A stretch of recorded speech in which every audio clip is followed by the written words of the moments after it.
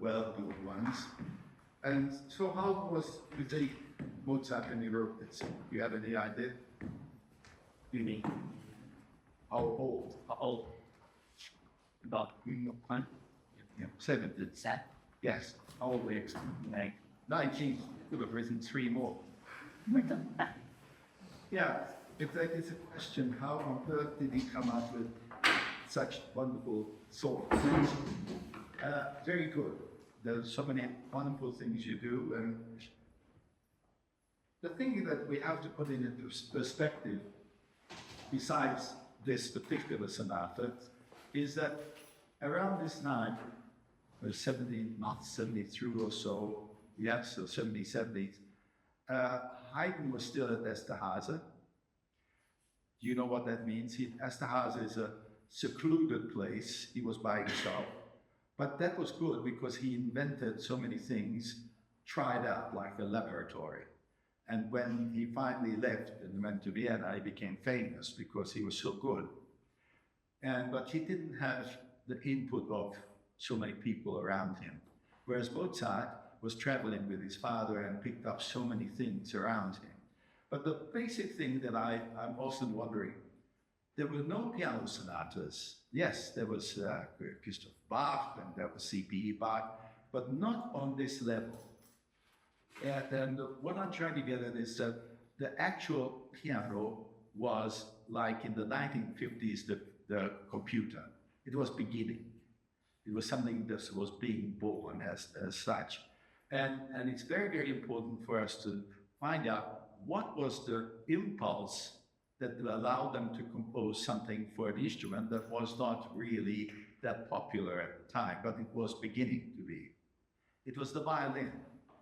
See, Mozart's father, Leopold Mozart, wrote a book on how to play the violin that still is in existence and was being translated to every language possible. It's still used by violin teachers. So the violin, and of course we know that the Stradivarius was already 100 years old, so it hit the height of violin playing. Albeit I'm not sure if they played in tune, but still the idea of composing a trio sonata or something like that was not a big deal. It was done deal. But for the piano, I make a bet with you if we would try to translate this into violin and cellos, we could do this, much like Bach. You know what I mean? So it's not, I don't think you can do that with Chopin. You understand? With Chopin, you can't, it's a piano thing, but here it's not. So one of the things that I would love you to explore and is to try to find how to play that on the violin. It takes only one movement and it moves one bow or 2 bows or 3 bows or whatever you want to do. But we're emulating the violin bow in most of our stuff. This is certainly cello. Yes, you can imagine that. And this I can imagine.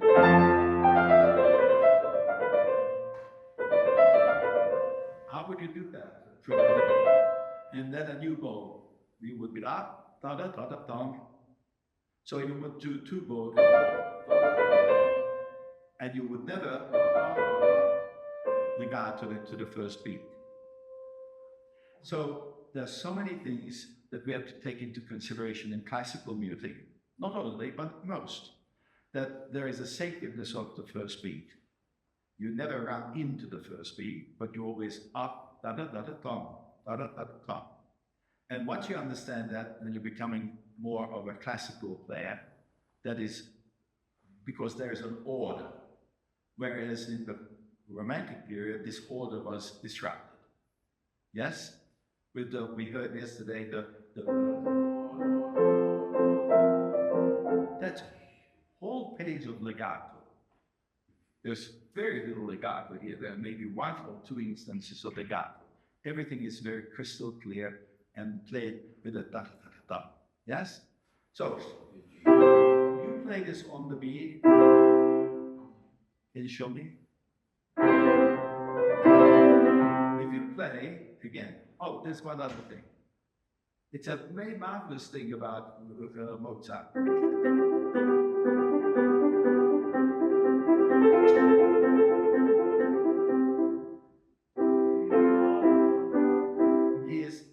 he wants to continue the sound.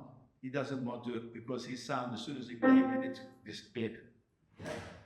But on his harpsichord or forte piano, there was no differentiation between left or the right hand.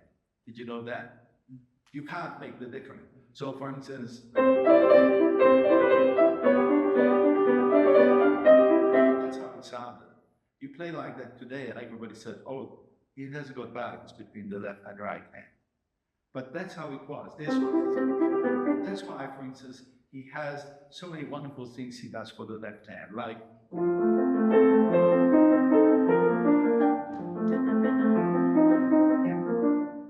he makes the left hand musical, so that it's not just accompaniment. It has its own power.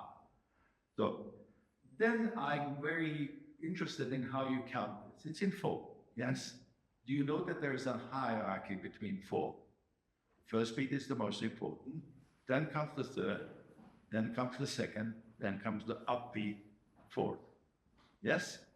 So when you play, I don't know, where's the beat? If I would be a conductor, 1, 2, 1, 2, ba-da-da, I need pulse. Without the pulse, everything is gone. This, this pushes the right hand. Can you try?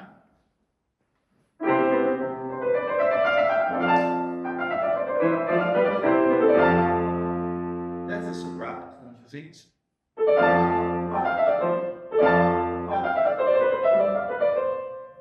Now, the next note, it has to have a power of movement. We stop, and then. Now, how do we do that? That is genuinely a problem, because you stop. But if you stop, music stops. We need to somehow inside us, it needs to move motion downwards. Have you ever been to Europe? Yes, very young. Very young. You know, in the middle of the square, there is a manicus, or some person who stands there like this, and when somebody puts a coin in there, suddenly it goes back. I watched that. It's fascinating. How can they sort of be in a position for so long? They never move, they made up, of course. And then suddenly, when there's a coin, they move. How do they do that? Because the problem of movement from zero, if you drive a car, it's the same problem. From zero to start going, that's the most energy you use. So somehow they manage to imperceptibly move and move on. So when you go from zero, no movement, to movement is one of the most difficult things we do on the piano. On the violin, it's not so difficult because they are in movement. They are moving all the time. On the piano, we stop. Physically, I'm talking about. Yes? So what they do, these mannequins, is underneath it, if you cannot see it, they move inside themselves. And then they move. If you go like that, and don't move, then you go. You will do that. You will release your tension of not moving to the next note. You have to release yourself so that the cellists do that. They actually breathe on that moment. Yes? The bow does it for them. And we are talking about a bow here. Yes? As you play, try not to do that. Once again.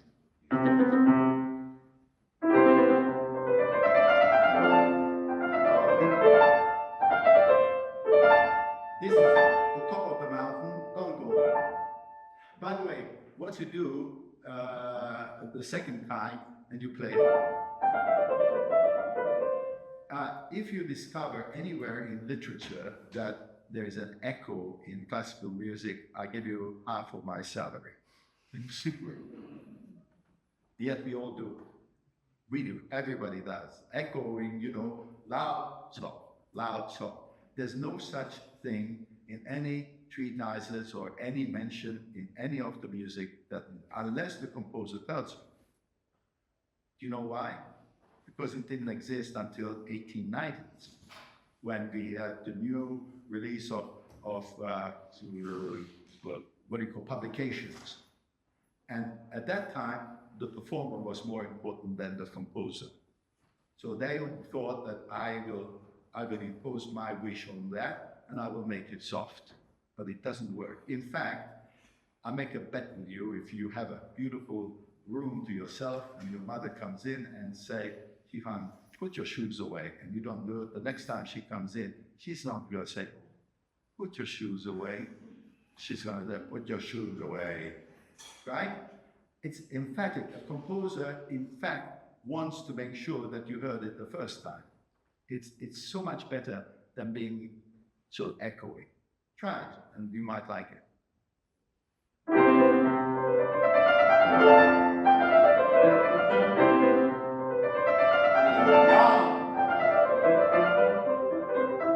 Yes.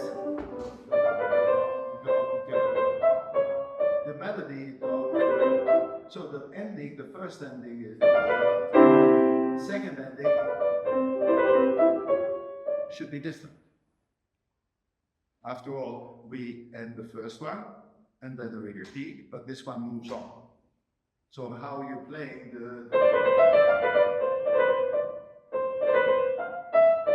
should be it should be different. It's a different sound, right? You still do this. Try that, really, because it's not connected. I don't think it's anyway it's connected.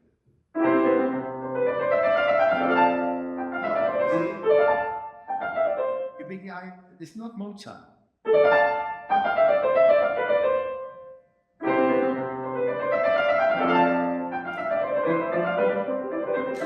And it's very important because you change touch. You go.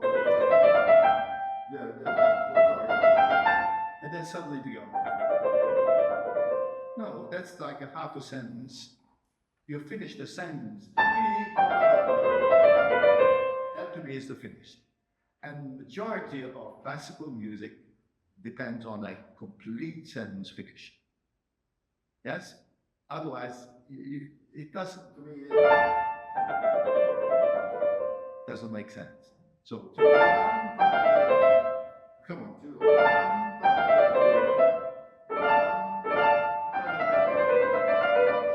Yeah, right, let's go. Be careful. That's not correct. It's not. It's the only reason why I'm correcting you because it's in the classical music you never do it. This belongs to the ornament, so it cannot be something new, and this is the new. That's what it's written. And that's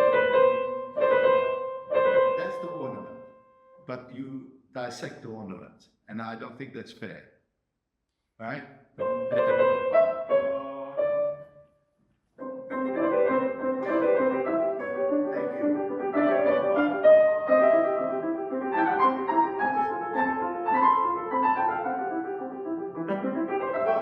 So here we have very little chance. On our piano we have more chance to make headway as far as different colors. The first one.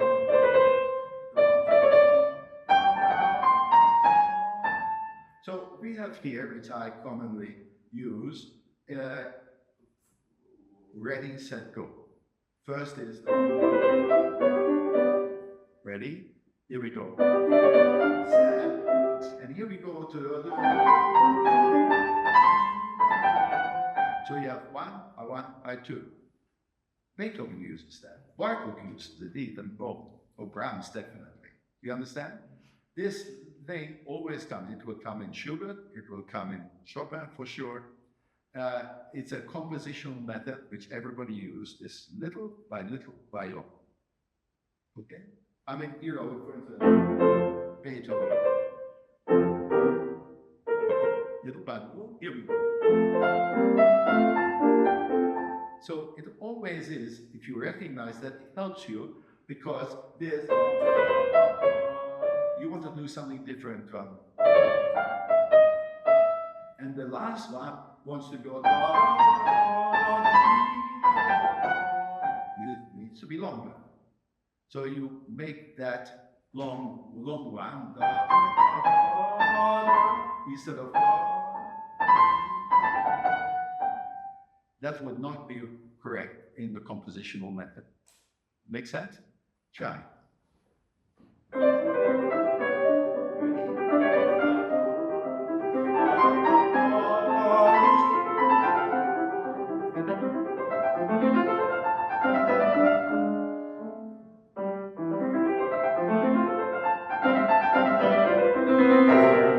this part here, when you go.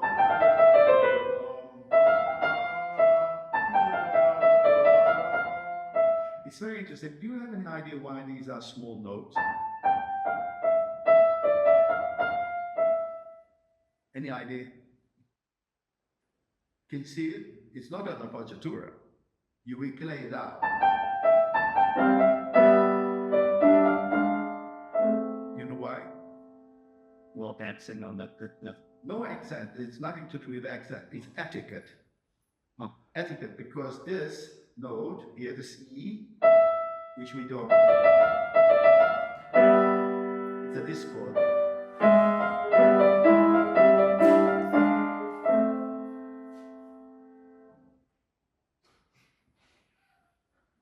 Homeschool. We've been only 25 minutes. Okay. Oh, I'm sorry. Okay. Let's do quickly like 5 more minutes because it was very, very good time. What? And I love the fact that you changed the second repeat. Can we go from like that? Can you go from there?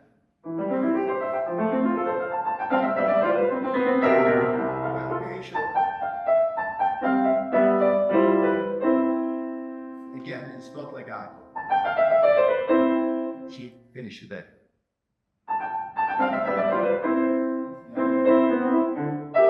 And then the disco.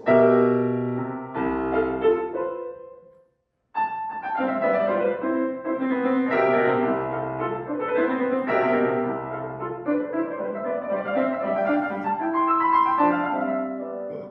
And then it's a completely different world. Yes? And then the discord. Enjoy the discord, which is really released in the next round. And this discords are very important next round. And that is resolved to this, which is the home key. No, well said. But all the time I had a feeling that you were not articulating enough for playing Mozart, for Mozart itself. Can we go from, just quickly, from the...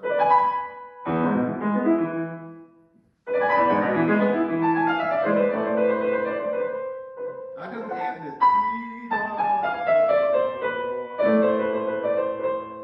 So that's a release. This is the tension, release, tension, release. Yes?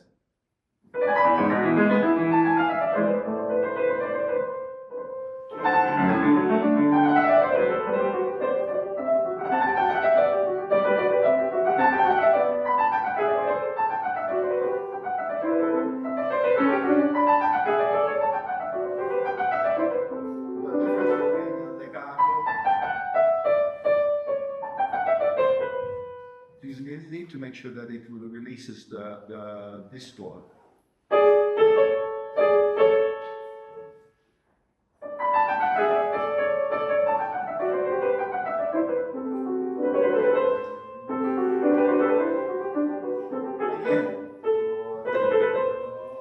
Now, don't play legato when it doesn't help. That's the basic idea, that it's small little things that make Mozart so appealing. Because if you go,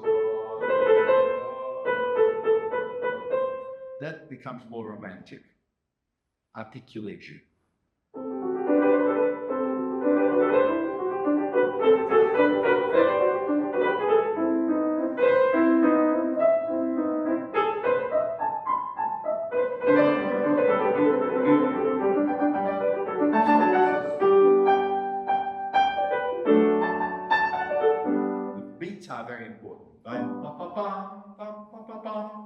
And at the moment it sounds. I need to know where the beats are.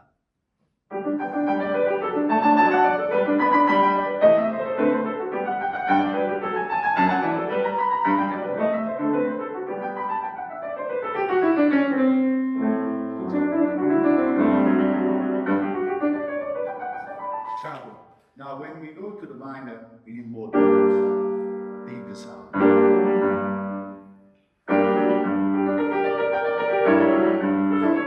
Have you tried these chords?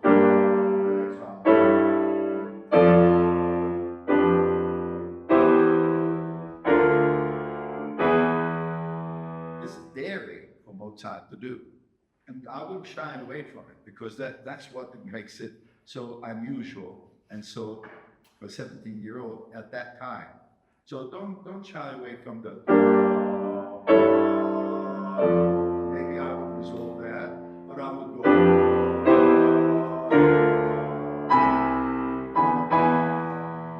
Yes, he's moving away from a different key to a different key track.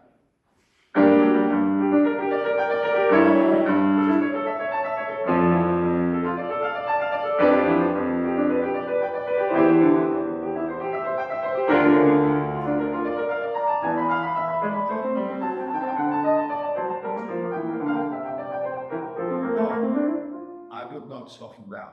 We are at one of the most dramatic moments. And here maybe an F major contrast. I wouldn't soften that.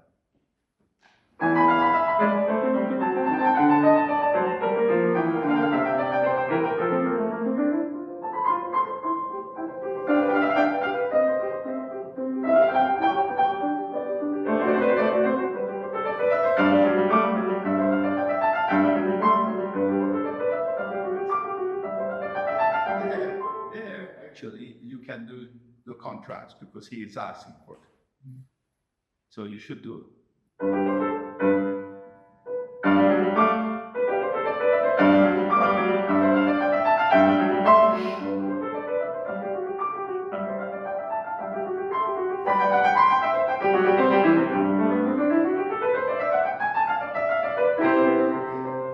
All right. Well, the important thing is to understand the structure. It's very simple in many ways. You can tell the story of the sonata form. So what you have is you feel at home and you feel that there's a necessity to get away from your mother, parents for a little while. So you go and then you go to a new world and you sing away a different melody. Yes? And you settle down. But then the wanderlust starts to creep in on you and you want to go to the world and see the world. And then the development section is when you go to so many different areas, so many different countries. But there's a moment when you start to say, I miss home cooking. And that's when the dominant comes in, the G is in here. Really repeats it 4 or 5 times, so you'll get that into our ears, and then he goes back to the C major, which is the home. The interesting thing is, people during Mozart's time demanded this. They wanted to know, how does he do? So for instance, the idea of transition from one key to another was an extraordinarily important event. How does he go from the home key to the new key? And that particular period became, in the concerto area, in Mozart's concerto, the most virtuoso area, because he could go different ways. And then he has another melody. If you understand that, then structurally you can create something which is a fluid structure, which is a very important element of Mozart, Beethoven. And Beethoven had a tremendous effect on everybody after him. If you do not live by that, then you really don't. All of this section of it.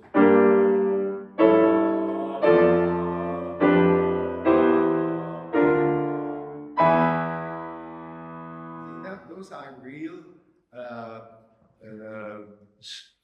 how can I say, adventurous things for in those times. And that was given the right to do adventurous things. And people expect it. If you play all the 32 sonatas of Beethoven, not one repeats the same way of this particular structure that I was talking about. In fact, he invented the coda to equal to the development section later on. Okay, well, I think we've done most of it. I think you played beautifully. I really commend you, and it's very stylistic. The only thing is that often you do not do the articulation, often, and you run into the first beat, which is really an enigma. They just simply being do. If you have ever a chance to conduct a concerto, which I'm sure one of the things you might, an orchestra will never follow you unless you have an upbeat and a downbeat. The upbeat is one of the most important, the 4-1.